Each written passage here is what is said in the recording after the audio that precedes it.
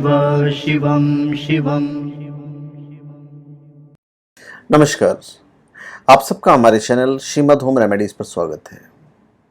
इस वीडियो में मैं आपको ये बताऊंगा कि भगवान श्री कृष्ण ने ऐसा क्यों कहा कि मृत्यु एक अटल सत्य है।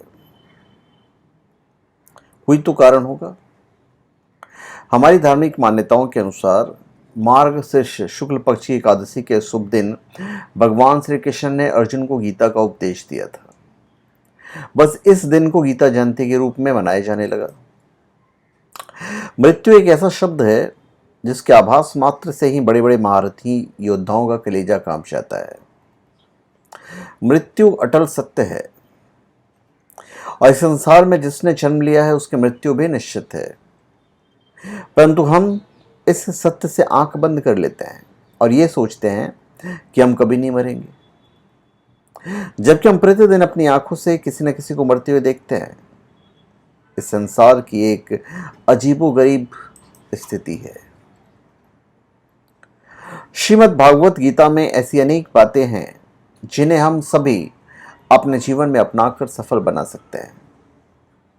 जब कभी हम श्रीमद् भागवत गीता की बातें करते हैं तो भगवान श्री कृष्ण का नाम सबसे पहले आता है और भगवान श्री कृष्ण ने कहा था कि मृत्यु एक अटल सत्य है, पर हमारी यह शरीर नश्वर है, आत्मा अजर अमर है और जिस तरह आत्मा को कोई गलती से भी नहीं काट सकता, ठीक उसी तरह अग्नि जला नहीं सकती और पानी कभी गला नहीं सकती।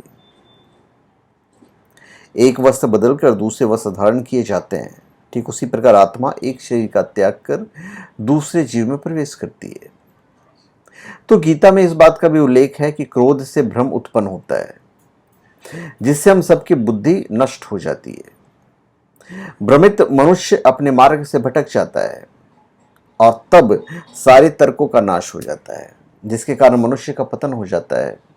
और इसीलिए हमें अपने क्रोध पर नियंत्रण रखना चाहिए। तो गीता में भगवान श्री कृष्ण ने यह भी कहा है कि मनुष्य को उसके द्वारा किए गए कर्मों के अनुसार ही फल प्राप्त होता है, इसलिए मनुष्य को सदैव सत्कर्म करने चाहिए। तो गीता में कही गई इन बातों को प्रत्येक व्यक्ति को अपने जीवन में मानना चाहिए। तो मृत्यु की बात कर रहे हैं। महाभारत में प्रसंग आता है कि पांडवों के वनवास के समय धर्मराज ने युधिष्ठिर की परीक्षा ली थी।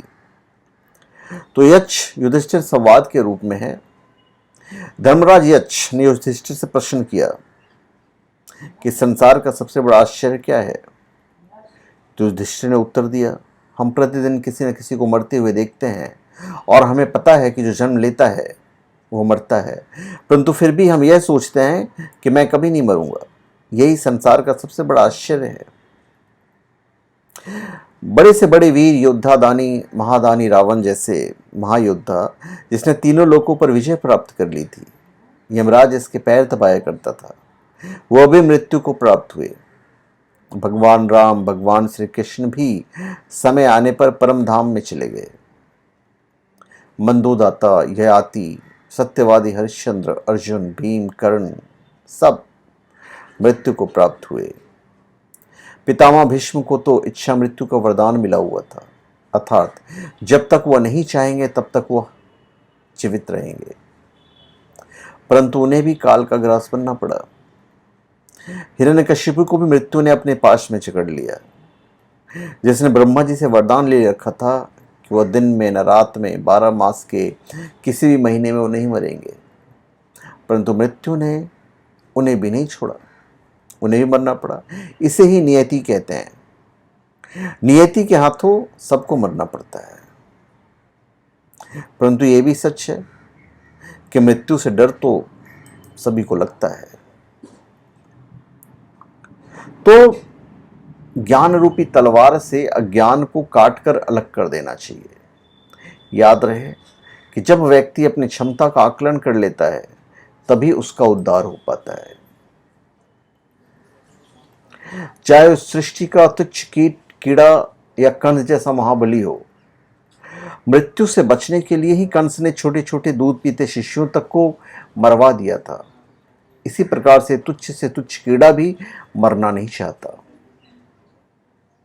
महाभारत में ही एक प्रसंग है, जाति समस्या नामक एक कीड़ा रास्ते में पड़ा हुआ था कि अचानक उसे अपनी तरफ आते हुए रथ की भयंकर गड़गड़ाहट सुनी और उस रथ को अपनी ओर आते देखकर अपनी मृत्यु की कल्पना करके वो कांप उठा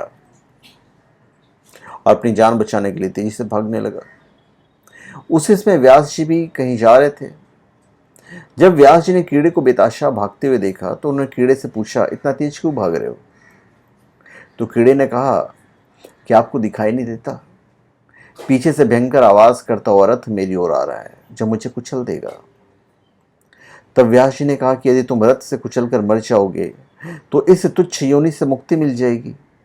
तब कीड़े ने कहा, भगवान मैं मरना नहीं चाहता, मैं इसी योनि में संतुष्ट हूं, दूसरी योनि में पता नहीं कितने कष्ट भोगने पड़ेंगे।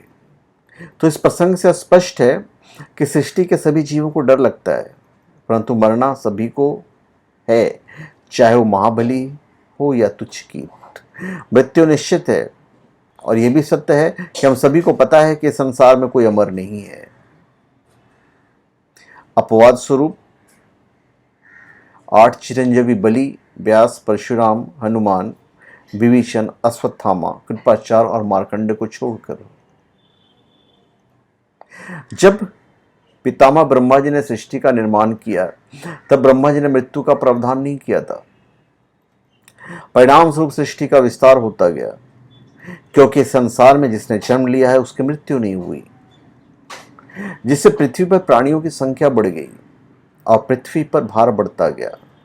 जब पृथ्वी को यह भार असहनीय होने लगा तब पृथ्वी देवताओं को साथ लेकर महादेव जी के पास गए और महादेव जी उनको साथ लेकर पितामह ब्रह्मा जी के पास गए और महादेव जी ने ब्रह्मा जी से कहा कि हे जगन्नाथ, यह समस्त चराचर जगत आपसे ही उत्पन्न हुआ है, अतः मैं आपको प्रसन्न करके यह याचना करता हूं कि सारी प्रजा पुनरावर्तनशील हो, मतलब मरकर पुनः जन्म धारण करें। तब लोक पूजित ब्रह्मा जी ने प्रजा के लिए जन्म और मृत्यु की व्यवस्था की।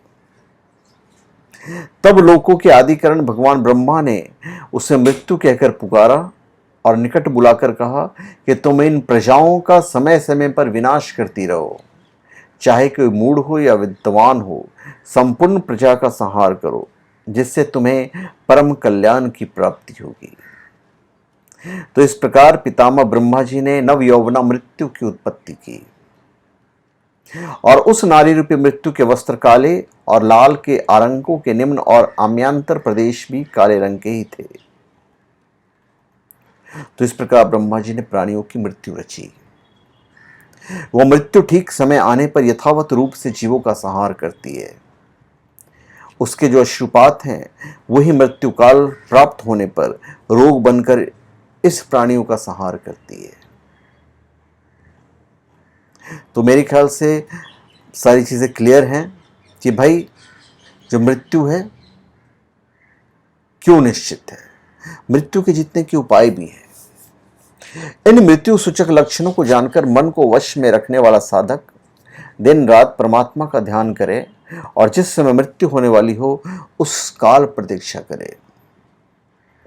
यदि योगी को मृत्यु अभिष्ट न हो और अभी वह इस जगत में रहना चाहे तो क्रिया करे, धारणा द्वारा पंचभूतों पर विजय प्राप्त करते हुए संपूर्ण गंधरसों तथा रूप आदि विषयों को अपने वश में करे तो योगी जरा मृत्यु आदि को जीत लेता है।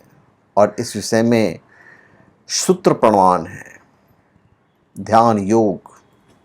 ध्यान योग का साधन करते जब पृथ्वी, जल, वायु, आकाश तथा तेज इन 5 महाभूतों का उत्थान हो जाता है, अर्थात साधक इस पर विजय प्राप्त कर लेता है और इन 5 भूतों का संबंध रखने वाली 5 सिद्धियां प्रकट हो जाती हैं, उस समय योगिन में शरीर को प्राप्त करने वाले इस योगी के शरीर में ना तो रोग रहता है, ना तो बुढ़ापा आता है, ना उसकी मृत्यु होती है, अर्थात उसकी इच्छा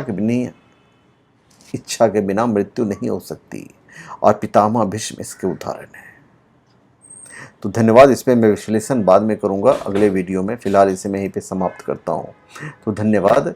आप सबका हमारे चैनल पे स्वागत है। आप हमारे चैनल पे सब्सक्राइब करें और अपने कमेंट दीजिए। धन्यवाद।